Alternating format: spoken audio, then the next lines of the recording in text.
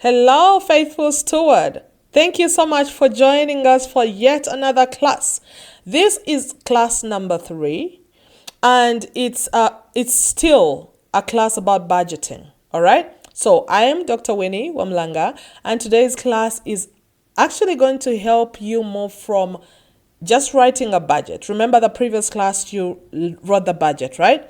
And now we want you to live by the budget, by what you have written. So the topic then will be setting realistic budgeting goals that stick. All right? My friend, I want to tell you that budgeting isn't about just numbers. It is a spiritual and strategic discipline. It is a discipline that has helped me become who I am today. And it will help you too. It will help you become a faithful steward of God, one that God can entrust resources to. All right? So, the scripture for us today, or the text, comes from the book of Proverbs, chapter 21, verse 5, which says, "The plans of the diligent lead to profit as surely as haste leads to poverty." Let's learn to plan diligently today. All right? So, you may be asking yourself, why does budgeting even matter? I will tell you, my friend, that budgeting without goals is like, when you bought, when I had just gone to come to the US, I used to just get a bus and just tour around, or even a train and just see around. But I didn't have a destination. So if you don't have a goal and you're budgeting, you're just like that person. You're just a tourist. All right? So when you do have a goal, you'll be able to give your money a purpose. When you have a goal, you'll be able to stay focused. One, you'll be able to make intentional choices, whereby you say, I'm not going to spend on that new red bag or that new yellow bag, or probably the blue one. Which is your favorite one? Leave it in the comment below. I'm not going to eat out. I'm not going to do this because I need to get something. All right? I'm saving for my retirement. I'm saving for my business capital, whichever your goal is. All right? Number 3, it will also help you with impulsive spending, which we've talked about, where I used to just get into shops and buy things that I even never used, that stayed in a warehouse, that were in a storage, where then I even used to pay my own money to have them stored there. Can you imagine that? How stupid. And then also 4, when you budget, it helps you measure your progress. All right? So I want you to think about budgeting this way. Your money should be a tool. If you didn't know, my friend, your money should be a tool and not a tyrant. When you have budgeting goals, you're not just spending, but you are building. You are building. You are building. You are building. You are building in order to see that what you're building is able to, is completed. All right? So there are smart goals for your budget. And here they are. Let's talk about this. I love them. You should set goals that are smart. All right? Smart meaning specific. Some of you have heard about these things, but you still don't do. I don't know why, but they should be specific. They should be measurable. They should be achievable. They should be realistic. And they should be time bound. All right? So specific meaning that you need to clearly state what you want. You want to save $500 per month or $400 per month, whichever your saving plan is, $250, $200. Write it somewhere. Write it in your budget. Write it in your book. Write it in your journal, whichever tool that you're using. Please write. All right? Just be specific. Don't say I'm going to spend less without telling I'm going to spend more. What? How much? Also, measurable. You need to track your progress. All right? 3, they need to be achievable. You're not going to tell me that you're renting or you have a mortgage to pay and you're aiming to save 80% of your income. If you're not able, because if you cannot be able to meet the need of rent, you won't have a roof over your head, right? So then what would be the point of saving? Make sure that your goal is achievable. Otherwise, you become a laughing stock. That now you're saving 80% of your income and you're homeless. Who does that? All right? Then they need to be realistic. They need to be based on real numbers. Remember class number 2. If you missed that, please go back and watch it. And then 4 or 5, they need to be time bound. Have a deadline. For example, when I had my jazz, I used to say maybe by December by this day, this month, I'll be done saving for my business capital, my business capital, and then the other one, my emergency. Have a deadline for your for your saving. All right, for your budget. For example, maybe 3 months, 6 months, 12 months. I love 12 months, depending on what you're going through. If you missed our our debt management series, please go back and watch those. You'll be helped and you'll learn more about the JAS system and what I used actually to get out of debt. All right. So, example of a smart budget goal would be I reduce eating out by $1,000 to maybe $300 per month. Starting when? This month. And then I use the extra to pay off my store card by December. You don't know how much money you would have saved by doing that. Maybe you're eating out a lot when you're at work with your friends. Maybe you're eating out a lot with your family. You can cut that. It's not an essential. It's a non-essential.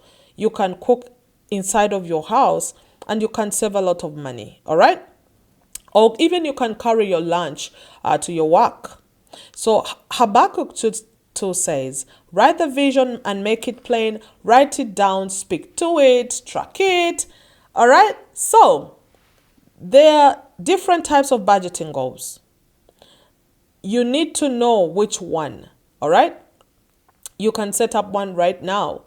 There is, if you didn't have any, please let's listen now so we can work out something today. All right. If you're in debt, start with the debt repayment goal. Maybe you have several credit cards.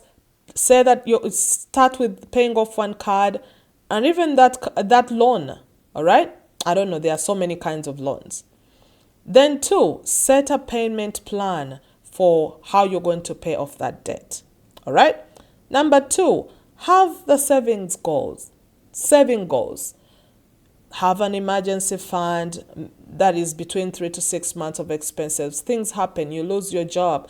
And if you have not put something in an emergency fund, then you go to borrowing.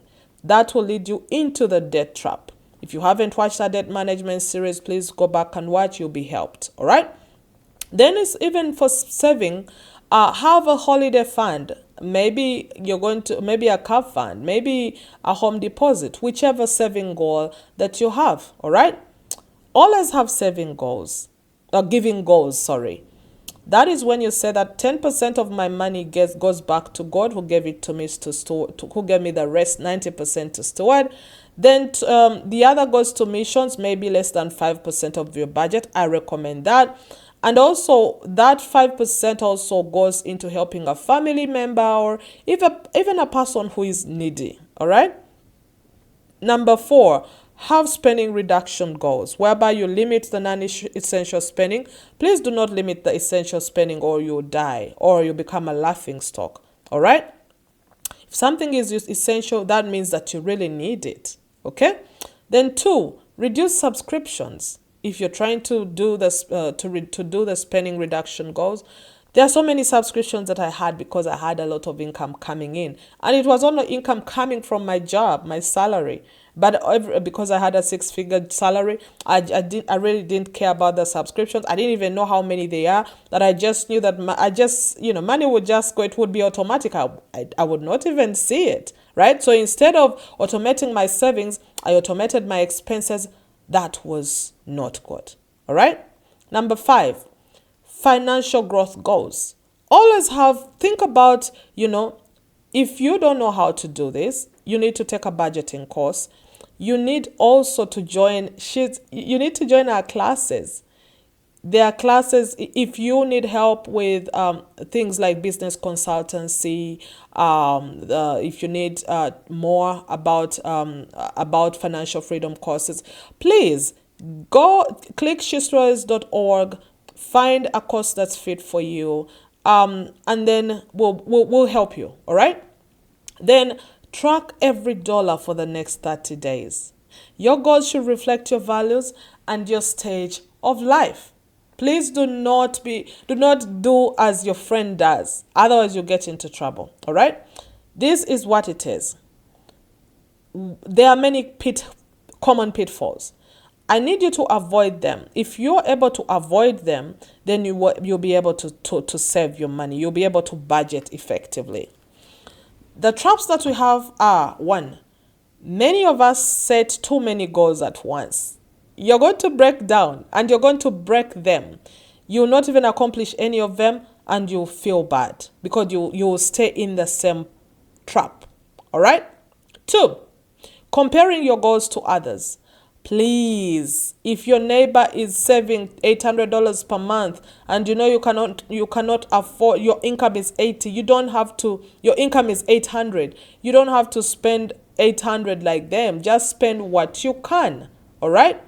Also, many people are vague in their budgeting. They write, I'll try to spend less. How much? Be specific. Don't be vague, because if you're just saying, I will try to spend less, you are planning to not spend, not save, you're planning not to save. All right? Then also, many people, or many of us, including me, I used to not review my progress every month. Please do. All right? So I'm going to request you that you need to start with at least 2 to 3 clear goals. All right? Remember the goals that we talked about. Focus on consistency, not perfection. You don't need to be perfect. Just start consistently. All right? So for each and every small wins, please celebrate. And then also you need to adjust life changes. When I didn't have enough, when I was saving for something, now that I was trying to budget, my children were asking for many vacations. I put an end to that. We focused on 1 a year because I needed to, I told them, and my husband, we had a discussion and they were able to know that now we're saving for something much more and that would come in later. All right? So you don't have to get into debt because of non-essentials. If you can live without something, please don't get into debt trying to show people who don't even care about you that you are well off. All right? Yes. Just be yourself. So Luke 16:10 reminds us, he who is faithful in little will also be faithful in much. When you budget, as you're budgeting, you're building financial faithfulness, and very soon we'll see your house completed. All right? So here is your homework. Please choose 2 smart budgeting goals this week.